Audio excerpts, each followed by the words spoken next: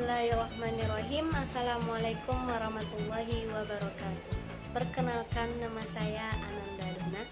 Saya dari Fakultas Tarbiyah dan Keguruan, Prodi Pendidikan Guru Madrasah Ibtidaiyah, kelas 1A Pendidikan Guru Madrasah Ibtidaiyah.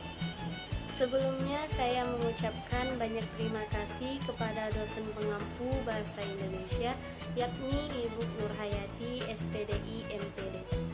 Tujuan saya membuat video ini yaitu memenuhi tugas dari dosen pengampu Bahasa Indonesia.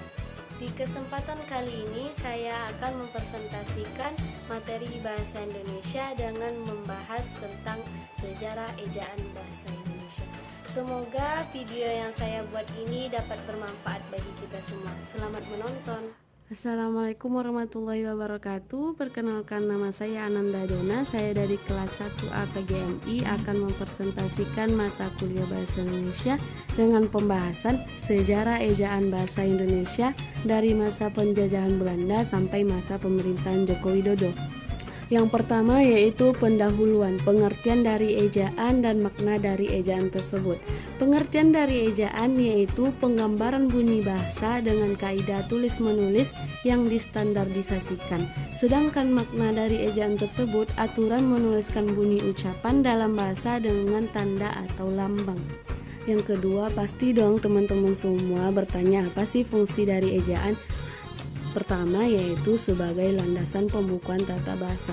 Yang kedua sebagai landasan pembukuan kosakata atau peristilahan. Yang ketiga sebagai alat penyaring masuk bahasa asing atau bahasa lainnya. Yang terakhir yaitu membantu pembaca dalam memahaminya. Selanjutnya, ejaan dalam bahasa Indonesia mempunyai prinsip dasar perubahan, yaitu yang pertama, prinsip kecermatan. Yang dimaksud dengan prinsip kecermatan, sistem ejaan tidak boleh mengandung kontradiksi. Yang kedua yaitu prinsip kehematan. Yang dimaksud dengan prinsip kehematan yaitu satu ejaan yang disusun dan disepakati untuk menghemat tenaga dan pikiran dalam pemakaian bahasa dalam berbicara. Yang ketiga yaitu prinsip keluasan. Yang dimaksud dengan prinsip keluasan yaitu mampu mengadaptasi dengan perkembangan zaman. Yang terakhir yaitu prinsip kepraktikan. Prinsip kepraktikan ini berkaitan dengan pemakaian diakritik. Selanjutnya sampailah kita pada inti pembahasan yaitu perubahan ejaan. Perubahan ejaan bahasa Indonesia ini dilatar belakangi oleh dampak kemajuan ilmu pengetahuan, teknologi, dan seni yang telah menyebabkan penggunaan bahasa Indonesia dalam berbagai ranah pemakaian baik secara tulis maupun tulisan menjadi semakin luas.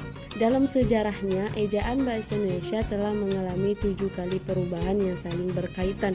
Yang pertama, perubahan ejaan Pan-Op Wigesen pada tahun 1901 sampai 1947. Pada zaman ini, pada umumnya memakai aksara Arab Melayu. Akan tetapi karena terjadinya kontak budaya dengan dunia barat sebagai akibat dari kedatangan orang barat dan menjajah di tanah Melayu tersebut, di sekolah-sekolah Melayu telah digunakan aksara Latin secara tidak terpimpin. Yang kedua yaitu perubahan ejaan Republik atau ejaan Sowewandi pada tahun 1947 sampai 1956. Pada perubahan ini yaitu menyempurnakan ejaan Pan-Op Wigesen. Yang ketiga yaitu ejaan pembaharuan dari tahun 1956 sampai 1961. Yang keempat yaitu perubahan ejaan Melindo dari tahun 1961 sampai 1967. Yang kelima yaitu ejaan baru atau Lembaga Bahasa dan Kasusastraan atau disebut juga dengan LBK dari tahun 1967 sampai 1972. Yang keenam yaitu perubahan ejaan bahasa Indonesia yang disempurnakan pada tahun 1972 sampai 2015. Yang terakhir yaitu perubahan ejaan bahasa Indonesia pada tahun 2015 sampai masa sekarang. Baik, pembenahan terhadap ejaan bahasa Indonesia ini masih terus diupayakan loh oleh Badan Pengembangan dan Pembinaan Bahasa Indonesia karena ejaan merupakan salah satu aspek penting dalam pemakaian bahasa Indonesia yang benar.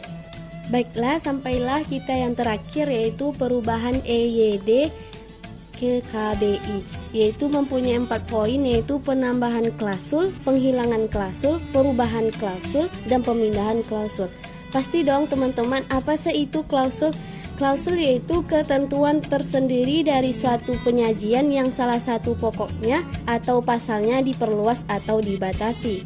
Inti dari pembahasan kita ataupun kesimpulan dari pembahasan kita yaitu ejaan bahasa Indonesia telah mengalami 7 kali perubahan dalam kurun waktu 114 tahun, dari tahun 1901 sampai tahun 2015. Di dalam penulisan berupa karya ilmiah, kesustraan maupun penulisan berita diperlukan loh suatu acuan tentang tata cara penulisan dengan menggunakan bahasa Indonesia baik dan benar. Oleh karena itu, diperlukan ketentuan-ketentuan untuk dijadikan pedoman berbahasa dan menjadi petunjuk pelaksanaan bagi bangsa Indonesia. Pedoman tersebut adalah ejaan. Bukan untuk itu saja loh, mempelajari ejaan juga sangat penting dalam proses anak-anak yang masih belajar untuk berbicara bahasa Indonesia yang baik dan benar. Baiklah, hanya ini yang dapat saya sampaikan.